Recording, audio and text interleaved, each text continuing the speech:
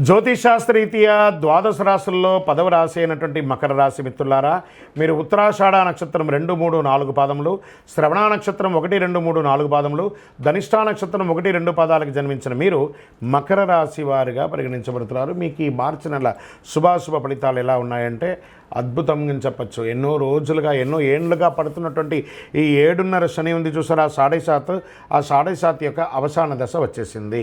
మకర రాశి మిత్రులారా, మీకు ఇది నిజంగా అదృష్టమైనటువంటి నెల అని చెప్పచ్చు. అన్నిట్లోనూ మార్చి నెలలో చాలా అనుకూలమైనటువంటి ఫలితాలు. ఎందుకంటే 7.5 శని 7.5 శని మీకు తొలగబోతుంది మార్చి 27కి. శుక్రుడు యోగంగా ఉన్నాడు, శని 2వ ఇంట్లో ఉన్నాడు. ఈ నెల 7.5 శని తొలగంతో పాటు కుజుడు ఈ నెల చాలా అనుకూలంగా ఉన్నాడని కూడా చెప్పచ్చు.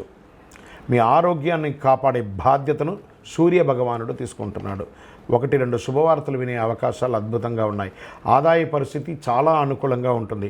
విదేశాలకు వెళ్ళాలనుకున్న వాళ్ళకి ఇది ఒక మంచి సమయం. మీ వీసాలు ఏమైనా స్టక్ అయి ఉంటే అది దొరుకుతుంది.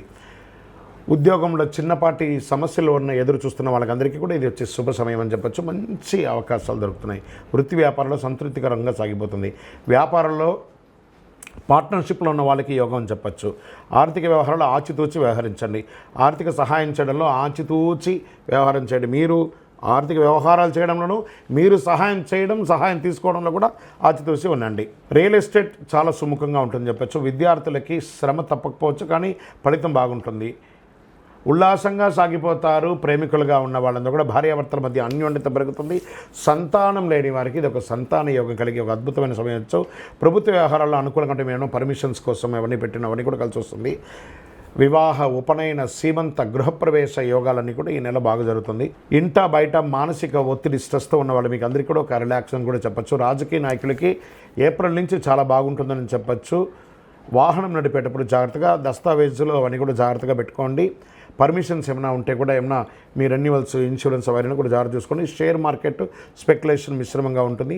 మీడియా రంగం వారికి చాలా బాగుంటుందని చెప్పచ్చు. సాఫ్ట్వేర్ రంగం వారికి as the stress but good అని కూడా చెప్పచ్చు.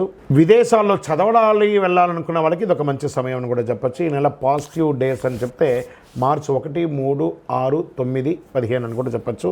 చంద్రాష్టమం 12/3/2025 2:15 ఉదయం నుండి 14/3/2025 12:56 మధ్యాహ్నం వరకు మీకు చంద్రాష్టం ఉంటుంది. ఈ సమయంలో కాస్త జాగ్రత్తగా ఉండండి. అదృష్ట సంఖ్య 6, 7 అని చెప్పచ్చు. పరిహారం శుక్రవారం సప్తశతి పారాయణం చేయండి. అమ్మవారికి చండీ పారాయణం చేయండి. శనివారం ఇంటి ఇలవేల్పని ప్రార్థన చెయ్యండి.